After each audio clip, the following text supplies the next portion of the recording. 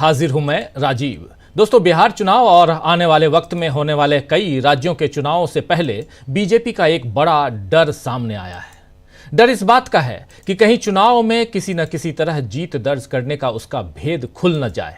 भेद खुलने का डर बीजेपी को बिहार में भी है। इसीलिए चुनावों के कुछ महीने पहले उसने अपने 7 विधायकों को नीतीश सरकार में मंत्री बना दिया है और अपना दबदबा कायम करने की कोशिश की। गौर करने वाली बात यहां यह भी है कि मंत्रिमंडल विस्तार का यह फैसला मोदी और जेपी नड्डा की बिहार यात्राओं के बाद हुआ है। यानी बिहार में बीजेपी ने खेला करना शुरू किया है और नीतीश बाबू इससे परेशान हो सकते हैं। उधर राहुल गांधी के एक फैसले से सावरकर परिवार भी मुश्किलें, उसकी भी कहें तो मुश्किलें बढ़ गई हैं। सावरकर परिवार की मुश्किलें बढ़ गई हैं और राहुल गांधी पर चल रहा मानहानि का मुकदमा अब बीजेपी के लिए भी मुश्किल खड़ी कर सकता है। वैसे बीजेपी के लिए भी आज एक परेशानी की खबर और आई। परेशानी की खबर यह कि वन नेशन वन इलेक्शन के मुद्दे पर उसकी प्रगति यात्रा पर आज ब्रेक लगता दिखा, क्योंकि सुप्रीम कोर्ट के पूर्व न्यायाधीश जस्टिस यू ललित ने बताया कि इसके लागू होने में कौन सी संवैधानिक अड़चनें आ रही हैं। यानी 2034 में भी इस योजना के लागू होने के आसार नहीं दिख रहे हैं। अब मोदी कोई और चाल चल दें तो यह अलग बात होगी।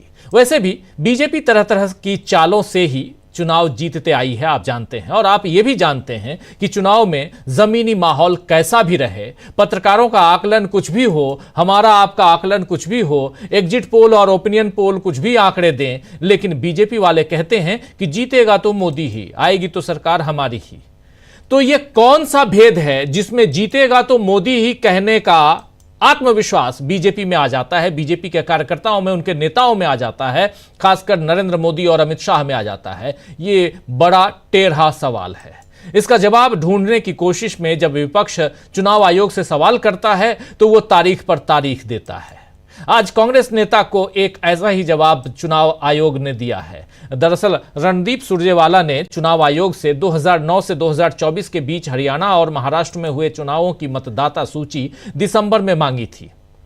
जरा गौर फरमाइए दोस्तों, 2009 से 2024 के बीच हरियाणा और महाराष्ट्र में हुए चुनावों की मतदाता सूची। यह भी नहीं कह रहे हैं कि 2024 से 2025 के बीच या 2019 से 2024 के बीच। 2009 जिस समय देश में यूपीए की सरकार थी, उस समय से 2024 के बीच हरियाणा और महाराष्ट्र के चुनावों की मतदाता सूची महोदय हमको दे दीजिए। ये बात मांगी गई, ये बात कही गई दिसंबर महीने में।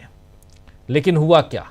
आयोग के पास, चुनाव आयोग के पास ये मतदाता सूची हर समय तैयार रहती है, आप जानते हैं। लेकिन इसके बावजूद आयोग ने बहाने बताते हुए आज दिल्ली हाई कोर्ट में बताया है कि वो 3 महीने में फैसला लेगा कि कांग्रेस सांसद रणदीप सुरजेवाला को मतदाता सूची देना है या नहीं देना है। 3 महीने में फैसला लेगा और अभी 2 महीने लगा दिए। दिसंबर में मांगे, जनवरी फरवरी, तो 5 महीने ऐसे बिता दिए।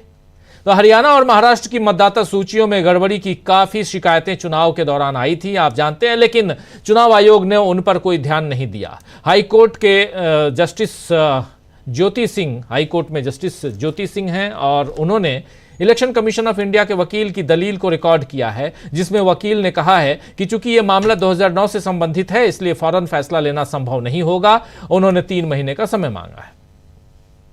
दिसंबर में दी गई याचिका पर जवाब देने में चुनाव आयोग ने 2 महीने लिए और अब फिर 3 महीने का वक्त मांगा है। यानी चुनाव आयोग शायद लिस्ट देना ही नहीं चाह रहा है, क्योंकि मतदाता सूची की हकीकत बाहर आई तो न जाने कितने भेद खुलेंगे। वैसे बिहार में बीजेपी का भेद खुल ही चुका है दोस्तों। आज 7 बीजेपी विधायकों ने मंत्री पद की शपथ ली। कृष्ण कुमार मंटू, विजय मंडल, राजू सिंह, संजय सारावगी, जीवेश मिश्रा, सुनील कुमार और मोतीलाल प्रसाद, इन 7 ने मंत्री पद की शपथ ली। विधानसभा चुनाव से ठीक पहले इस मंत्रिमंडल विस्तार को जानकार बीजेपी का बड़ा दांव मान रहे हैं। विश्लेषक जो हैं वो कहते हैं बीजेपी का ये बड़ा दांव है, क्योंकि 8 महीने बाद चुनाव है। लेकिन ये नीतीश कुमार के ऊपर भरोसे की कमी को दिखा रहा है, क्योंकि निशांत के जरिए नीतीश को सीएम बनाने की सिफारिश बार बार हो रही है और बीजेपी अब अपना दबाव बनाने की कोशिश में है। और ये 7 के 7 जो विधायक मंत्री बने हैं, 7 बीजेपी से हैं।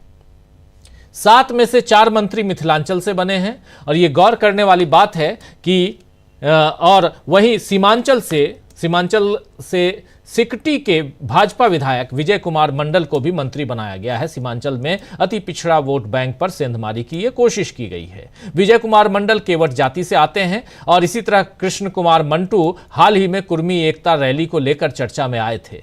पटना की इस रैली के तुरंत बाद कृष्ण कुमार मंटू को मंत्रिमंडल में शामिल होना यही दर्शाता है कि बीजेपी अपना नीतीश कुमार तैयार कर रही है। वो भी कुर्मी है, ये भी कुर्मी है। और कृष्ण कुमार मंटू को क्या अपने उनमें क्या नीतीश कुमार का अक्स देख रही है बीजेपी? खैर, अब नीतीश कुमार को शायद थोड़ा और सावधान होने की जरूरत है। इसी तरह वन नेशन वन इलेक्शन पर भी सावधानी से बढ़ने की जरूरत है, क्योंकि जेपीसी की बैठक में पूर्व जस्टिस यू ललित ने कहा है कि एक देश एक चुनाव को लागू करने के लिए राज्य विधानसभाओं के कार्यकाल में कटौती नहीं की जा सकती है। अगर ऐसा किया गया तो ये संविधान के मूल ढांचे का उल्लंघन करना होगा। इसको कोर्ट में चुनौती भी दी जा सकती है और इस बिल के कुछ प्रावधान सुप्रीम कोर्ट में नहीं टिकेंगे। ये पूर्व जस्टिस यू ललित का कहना है। अदालत तक अगर यह बिल पहुंचता है तो फिर वाकई बीजेपी के लिए मुश्किल होगी। वैसे ही जैसे अभी राहुल गांधी की याचिका पर उन पर मानहानि का दावा ठोकने वाली सत्यकी अशोक सावरकर को हुई है। दरअसल हाल ही में राहुल ने पुणे की अदालत में एक याचिका दी थी कि इसे समन ट्रायल में बदला जाए ताकि वो कुछ ऐतिहासिक दस्तावेज सबूत के तौर पर कोर्ट में पेश कर सकें। लेकिन सत्यकी सावरकर ने राहुल गांधी की याचिका पर आपत्ति जताई है।